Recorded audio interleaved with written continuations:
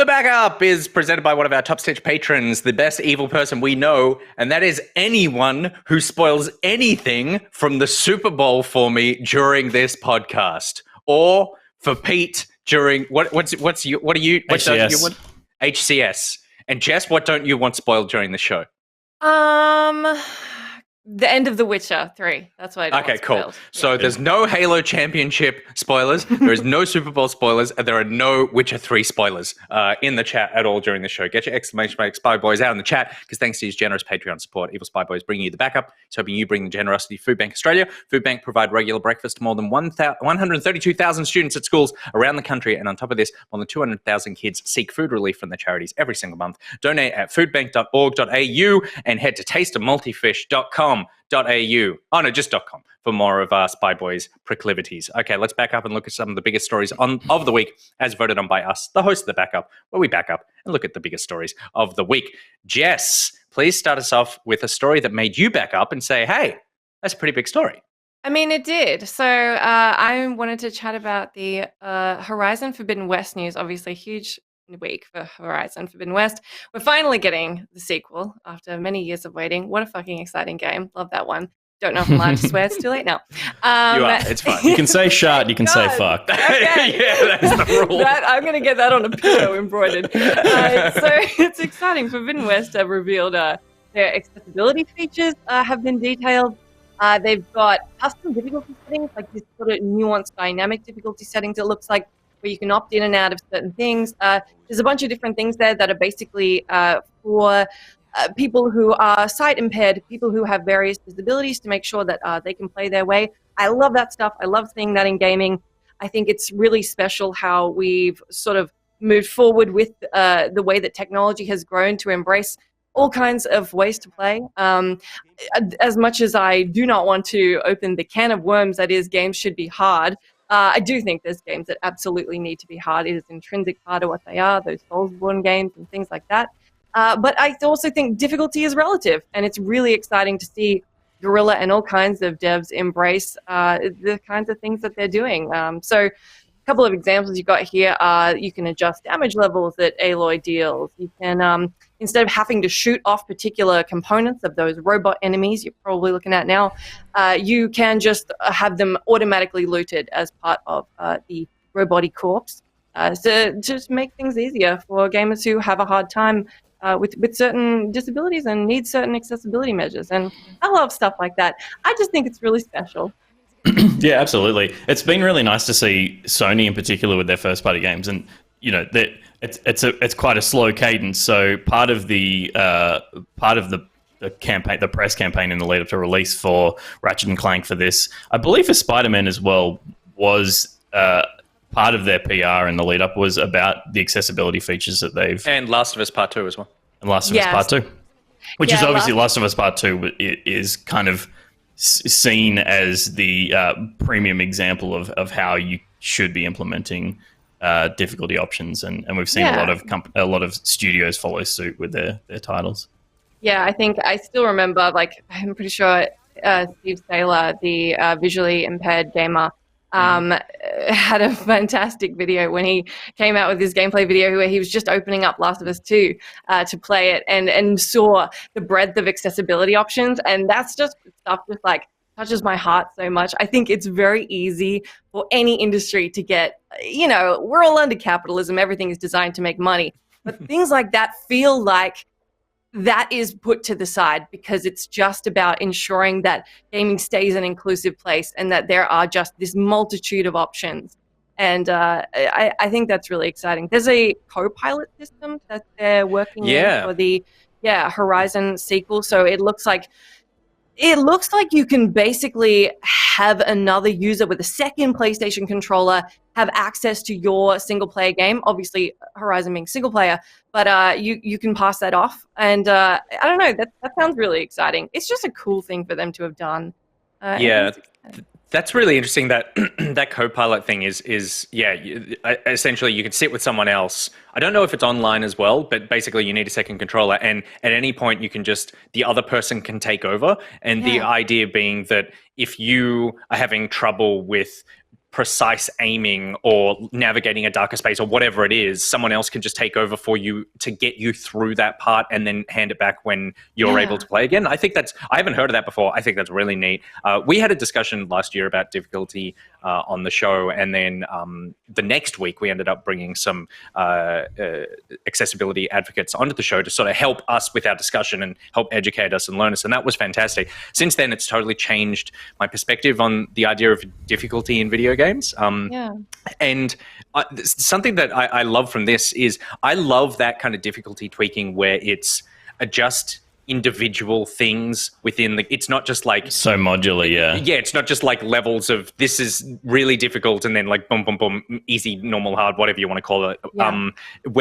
Because it's actually like, well, maybe I'm just struggling with the timing of a parry, and so if you can give me a bigger parry window, I have no problem with aiming everything else and blah blah blah. It's just that timing thing. Then that's also the kind of stuff that, like, I am 100% going to turn on the loot everything. Oh my gosh, yes. Don't need to shoot off the thing, because that, to me, it's like I want to streamline my game experience. And so something like that where I'm just like, oh cool, like I don't necessarily need to be like going hard every single fight. It's just, oh, I can just take this thing down and get the thing. That will actually help me move through the game at a pace that I'm looking for. So yeah, I think it's super cool. Yeah, I think one of the first instances I remember was, I think it was Shadow of the Tomb Raider. You could adjust combat difficulty and puzzle difficulty separately.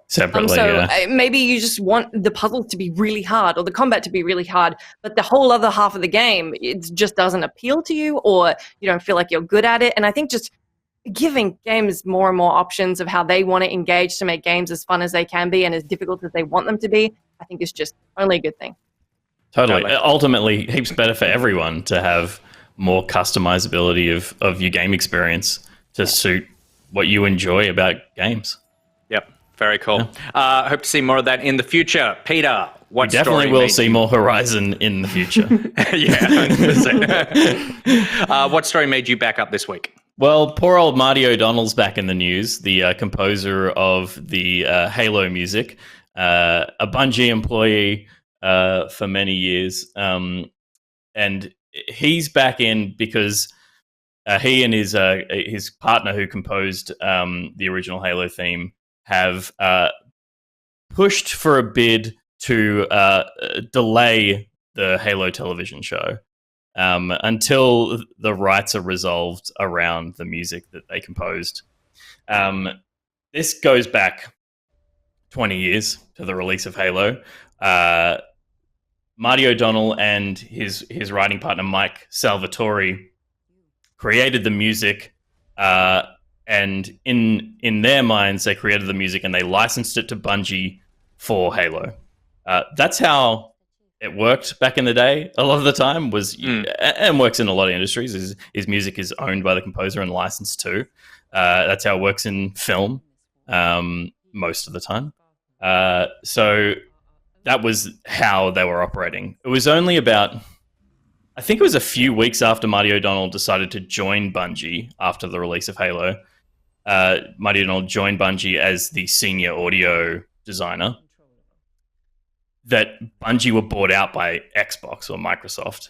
And so then suddenly there was another company owning Bungie, and the whole dynamic of the relationship between how this, probably a lot of word of mouth and verbal agreement and handshakes of a deal was put together.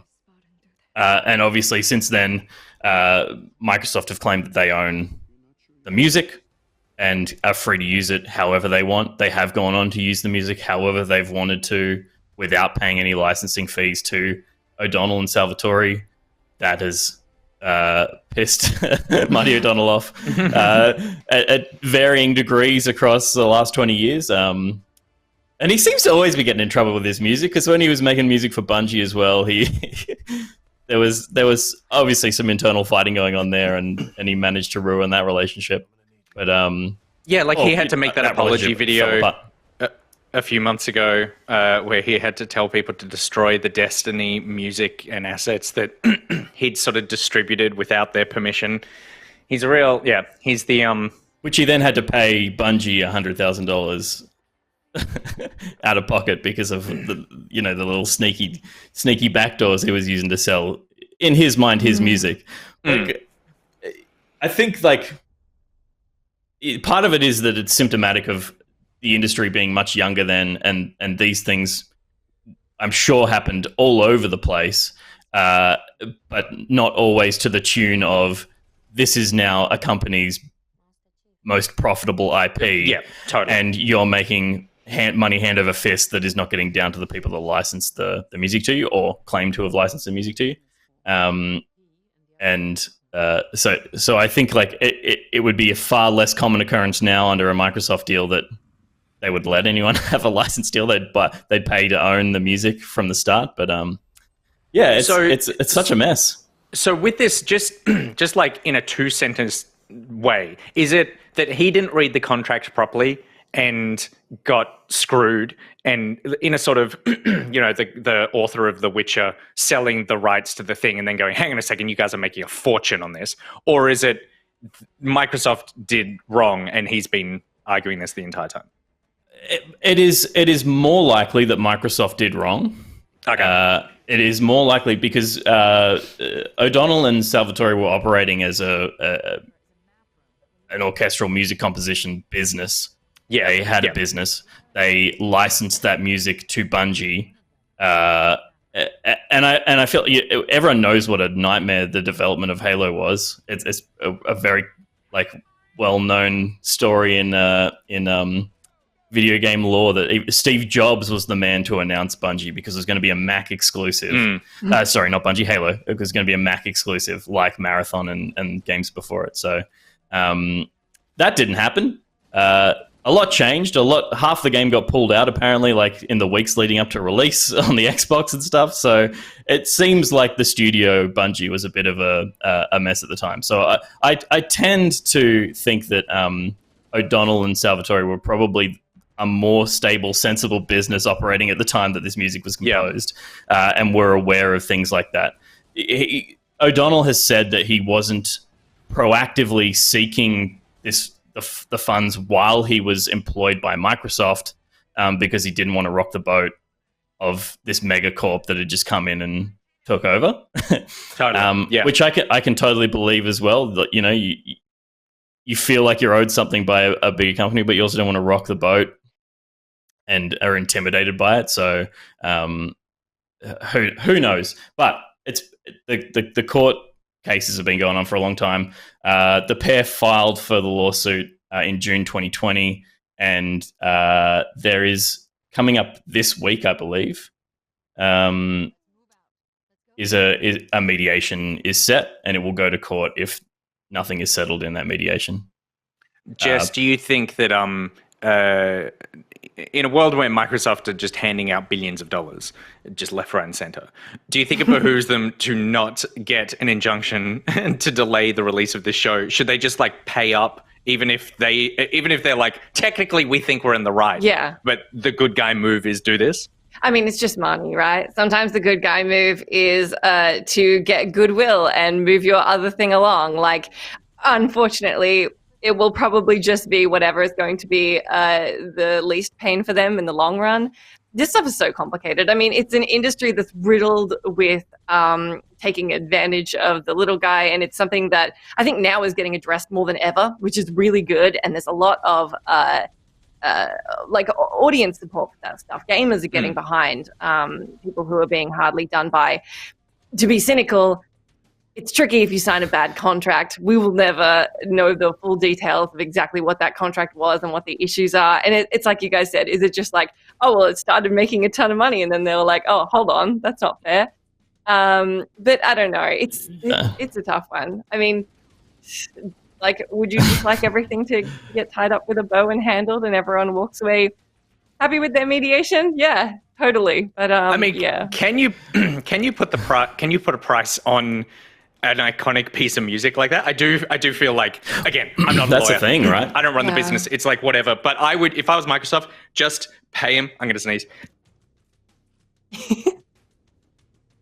Beautiful. Thank you. I would just pay him because it's like that music is so iconic. That music is it's almost like the boot up sound of your platform. That you can just go, hey, don't screw up this TV show any more than they potentially already have by making it in the first place. Just like let this go and move on, because I think they probably think that is the way to go, and maybe Marty O'Donnell doesn't want to sell the music to Microsoft. Oh, he wants to maintain the license and just keep paying me when you use it. Which, I'm sure if they put an 8-figure or 9-figure thing in front of it, put a B on it. Put a B on it. You're putting B's on everything else. Yeah. He would walk away from the composition. Put 500 M's on it and I'm walking away. Put 100 M's on it, I'm walking away. That's, all right, because we'll Microsoft will want to own this in perpetuity for sure. Totally, yes. Of course, they could do the licensing thing, but yes, they're going to be using that. You can't change the Halo music, so interesting. We'll see how that one shakes out. And then third story that caught my eye this week. So I think I spoke about COD a couple of weeks ago, for whatever reason, but they were talking about the fact that they may be announcing a Warzone 2, and they have come out and officially confirmed that the Modern Warfare 2019 COD is getting a sequel this year, and that Warzone 2 is happening. There was a Bloomberg report that said that would come in 2023. They have not put a date on that yet, but this came from a tweet from the official Call of Duty Twitter account saying that they had info about the upcoming season and that they're doing a sequel. They're doing an evolution to the battle royale. The more interesting thing about this was that the COD Warzone developers held a meeting with a series of content creators and COD influencers, where the devs admitted that Warzone is in a bad place right now, and that they, quote, "We fucked stuff up, we broke it, we're not happy with it, no excuses." And so apparently that's what Infinity Ward studio head Pat Kelly said during the call. I think this is really interesting. They had this honest conversation with their big players, I suppose, saying that they have broken the game, and that's kind of why they're looking at launching a new one, because there was a lot of unhappiness about the idea that you're launching Warzone 2, what happens to all the money that I've sunk into Warzone 1, all my skins, all my progression, whatever all goes away.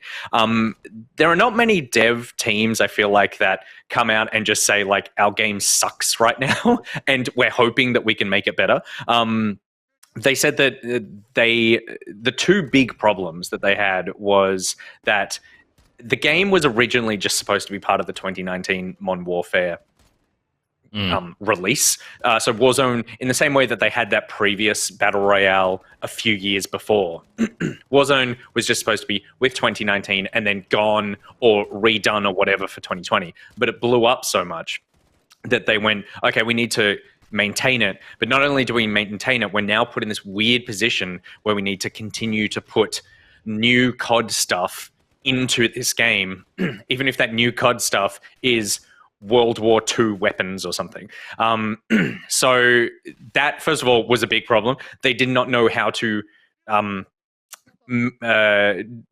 bolt that stuff in a sort of organic way, and they said that it didn't feel like Modern Warfare, it doesn't feel like Black Ops, it doesn't really feel like Vanguard. It's this hodgepodge of something that the more stuff we put in it, the more identity it loses. And then the other thing was that the tech behind it was just not designed for this kind of constant updating, constant adding content from different engines and da-da-da. But I do think it's interesting that they basically were like, we've really screwed this up, and the only way we could fix it is to blow this up. But by talking to the content creators, it's almost like them going, we need you to keep playing it for another 12 months. Trust us. We know it's bad, but don't go play Fortnite. Keep playing Warzone, because we know, here are all the things that we know you're saying on Reddit. Do not leave. Pete, do you think that this is a shrewd business move, or is this the devs going seriously, we're trying so hard, please give us a break for 12 months? Well, I think it's hard to feel any kind of sympathy for Activision at any time. and particularly right now. But the devs being transparent, I think, is really important and what people are after these days. I think them saying that it's broken is a bit of peace of mind because it feels like gamers feel like they have so much control over a game, and so because they're so invested in it and they're so hands-on with it all the time that when anything changes, they notice it. And they're voicing their opinions constantly, so to not hear anything back is frustrating because they feel like they're owed that dialogue. And in a sense that, and absolutely, I feel like in a game that is promising a game as a service, that I believe is warranted, that they should be hearing back from the person that's making those changes. And obviously there needs to be tempered expectations. They're trying to build a video game, so they can't be constantly talking to you, but and they're not always going to be right about their timelines and that kind of thing. But I think gamers do definitely appreciate having some kind of transparency as to what's going on behind the scenes, and hearing that you're struggling is a thing that you go, okay, thank you for sharing that. But I'm not going to stay. At that point, I'm not staying. I'm like, okay, that sucks. Good luck. I'll be over here until you fix it. And over here is Fortnite or whatever. Something else. Yeah. I think, I mean, I agree. It's tricky to feel bad for Activision. And I mean, look, hopefully it gets better on the next game, the next iteration. I think it's a smart move to say they messed up and explicitly say that they're not making excuses. Like, I don't know if that's cynical, but I think it's quite tactical to just say stuff like that. It is strange that they didn't comment back on it to Kotaku when Kotaku brought it up with them, that they said it in this meeting. Well, it's like they told a bunch of content creators and influencers. They had this meeting and they were like, I don't know if they said don't tell anyone, but it sounds like they didn't go, do not tell anyone and sign this piece of paper and blah, blah, blah. It was kind of like, we're all friends here, right? We're being honest. You'll be honest with us. And then the first thing that happens is just multiple reports come out about this meeting. I think it's interesting. I think, again, it's another thing that I think things have changed quite recently. But millennial gamers, and those gamers older than us, will know that I think for a very long time, the status quo was you don't say anything bad is happening. You don't go, hey, you know what? The game's a bit crap. And that massively changed. There's so many stories over the last half decade of these game creators, Todd Howard coming out and being like, you know what? It's bad. And I think they need to foster that goodwill because it's important. Gamers aren't stupid. You can't underestimate the fact that gamers know what they're playing, and if they know what they're playing isn't good enough and it comes from a huge studio that should be doing better, I don't think you have any other choice than just basically say what they said and address it. And I do agree that there is no sympathy for Activision. I have sympathy for all the developers who are not sexual predators. Massively agree. Absolutely. And who are under this expectation of like every year you need to put out the biggest game in video games. There is a bar that has been set in terms of quality and expectation, an amount of content. I think that one of the best things that could happen right now to all those developers is the fact that they've been bought, and if these rumors come out that they're not going to release COD yearly or something, for just like, maybe there's just 1 year where everyone who makes Call of Duty just gets to breathe for a second and just go, what do we actually want to do with this franchise? Because it is, by all accounts, and this meeting being like the final cherry on the shit dessert that is like the development of a Call of Duty game, we are laying track a meter in front of us as the train is just barreling forward, and that we had no idea that this would blow up. We have no way to maintain this the way that we make this huge, like our biggest moneymaker. We cannot maintain the game as it is. We do not know how to keep making this. We have to stop and remake it.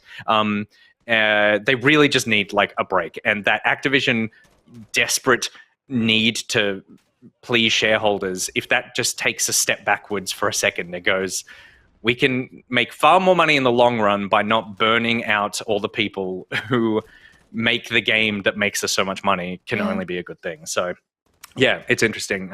And if they build the game in a sustainable way, then that will work for years to come. So we'll see how that goes. And we 2019, the sequel to the Modern Warfare, come out this year, but then no word on what's happening after that. The Microsoft acquisition will be presumably done sometime next year. So whether or not that affects the rollout of the next Call of Duty, we will see. And that is literally all the video game news that has happened this week. There's nothing else you need to know.